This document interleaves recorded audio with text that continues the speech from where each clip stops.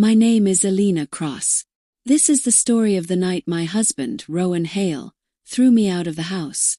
12:03 a.m. Get out. Now.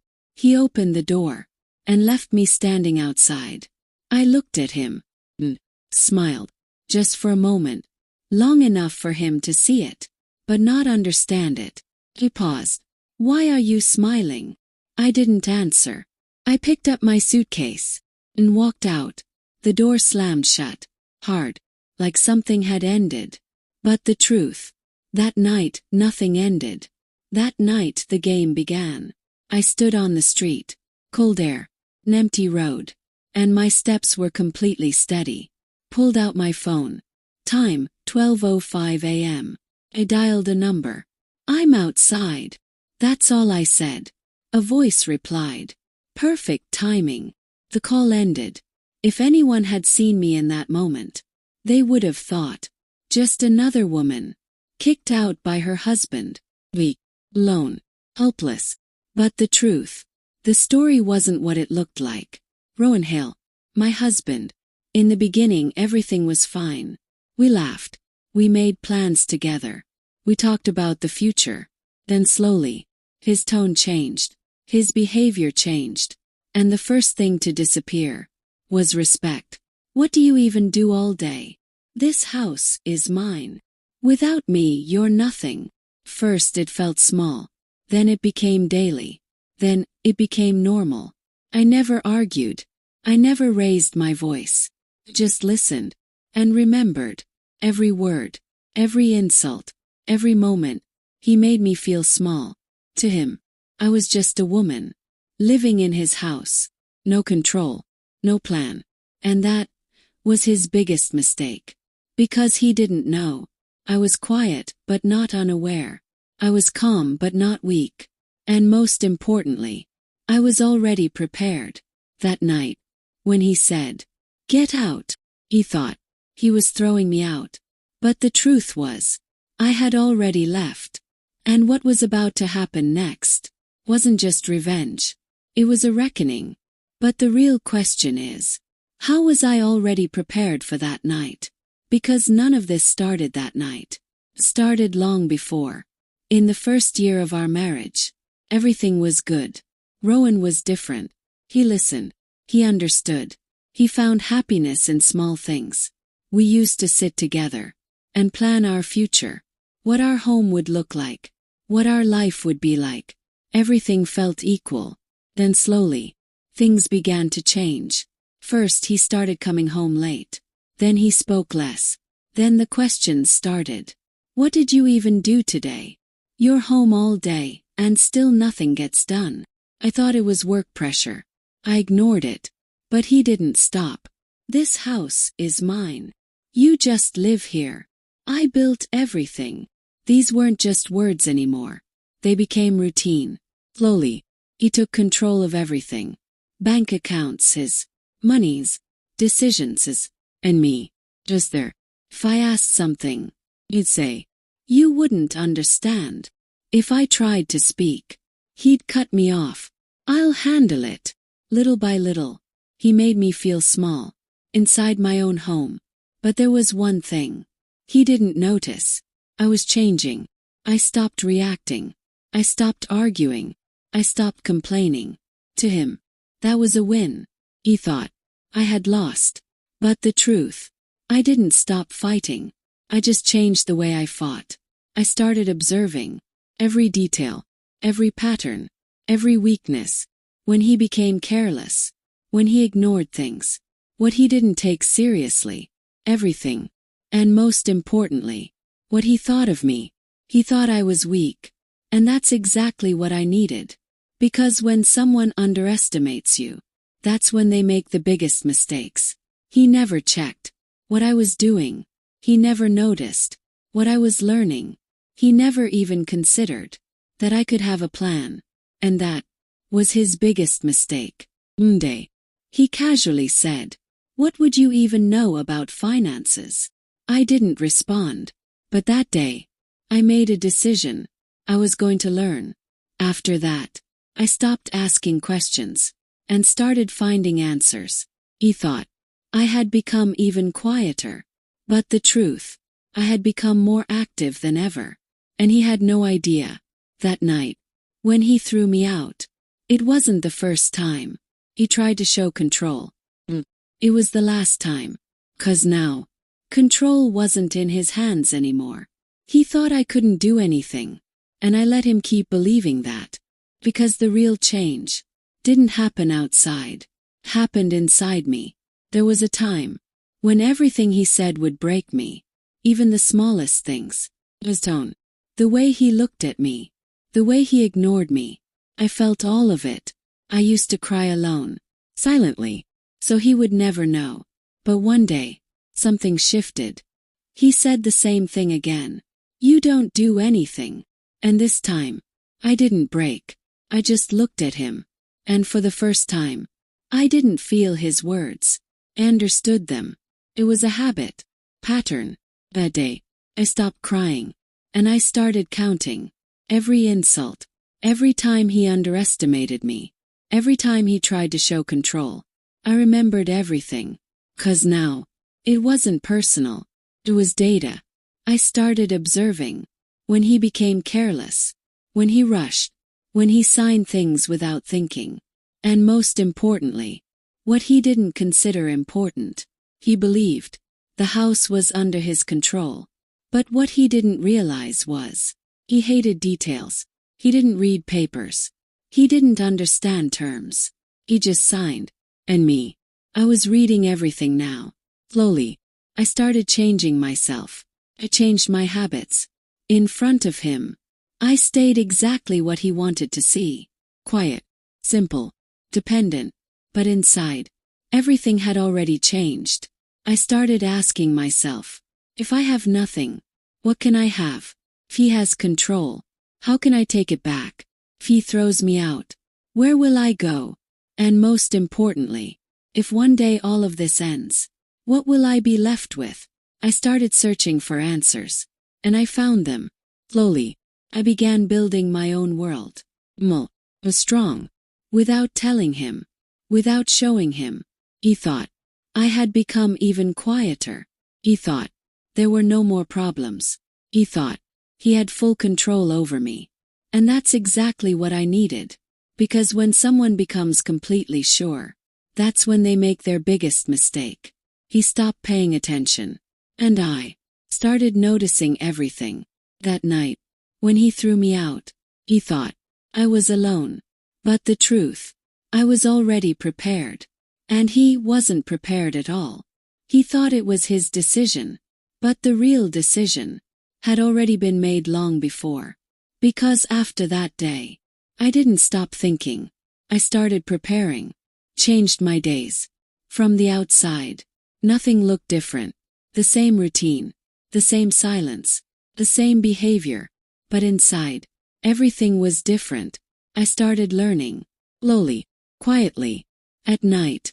When he fell asleep, I stayed awake. In the soft glow of my phone, I read how accounts work. What documents really say. Which lines matter. And which ones are the most dangerous. First, it was difficult. But I didn't stop. 'Cause now, this was necessary. During the day, I was exactly who he thought I was. And at night, I was becoming someone he would never understand. Slowly, I started noticing things. Where he signed. Which papers he ignored. What he dismissed as not important. And that was my way in. I learned the timing. When to speak. When to stay silent. When to play something casually. So he would agree without thinking. Everything was slow. No rush. Because rushing leads to mistakes. And I couldn't afford even one. Day. I placed a paper in front of him. He was in a hurry. He didn't even ask. What is this? He just signed it. I didn't say a word. I simply took it back. For him, it was just another normal day. For me, it was the first step. Slowly, there were more days like that.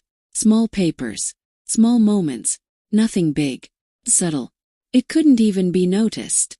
And he didn't notice. Not once. He never checked what he was signing.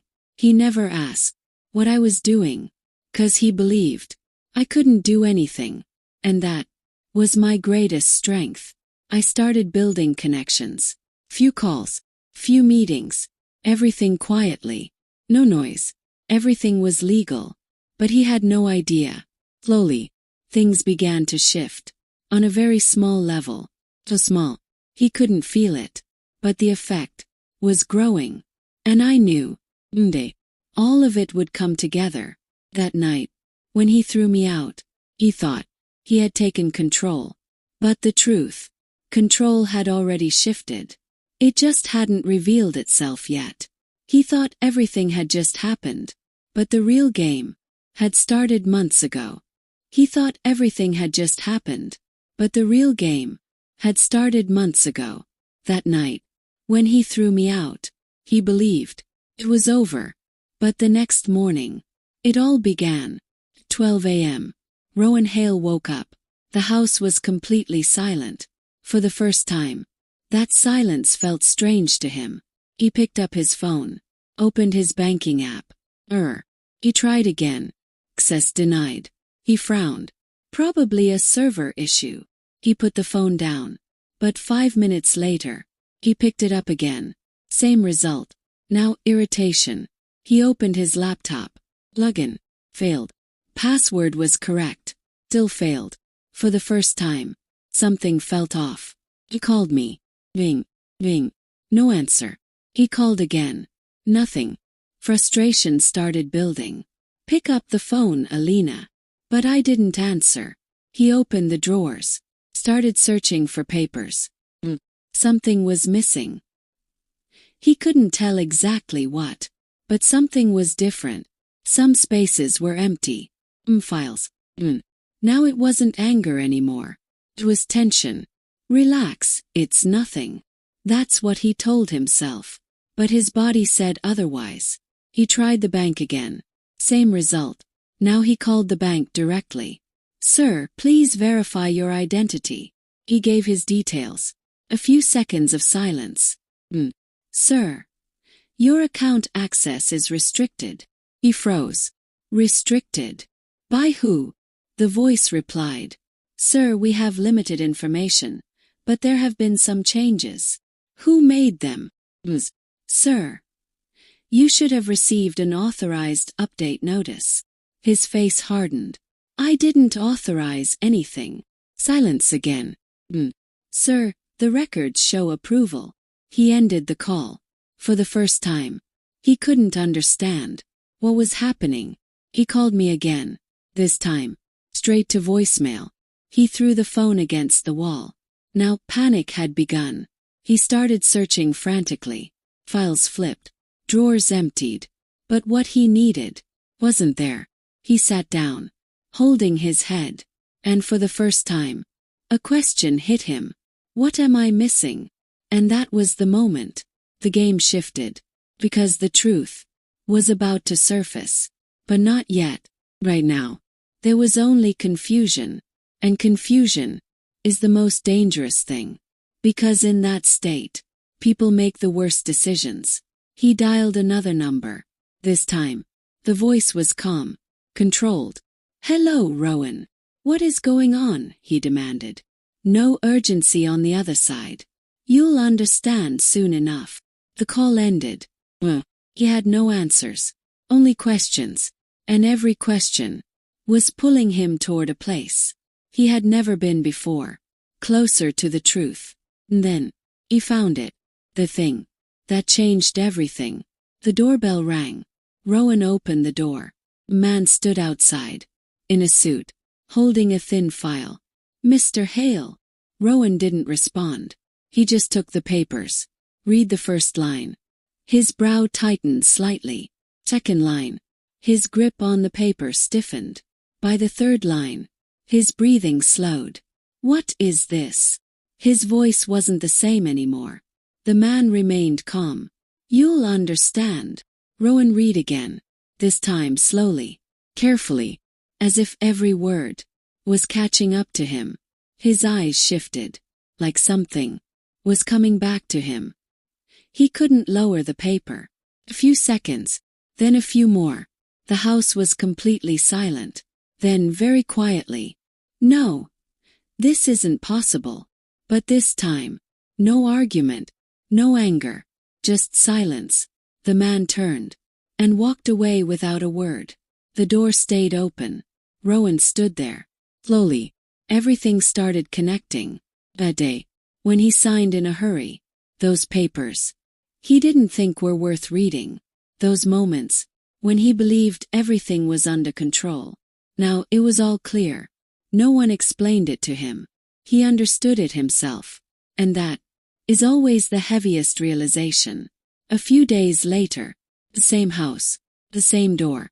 But this time, inside there was silence.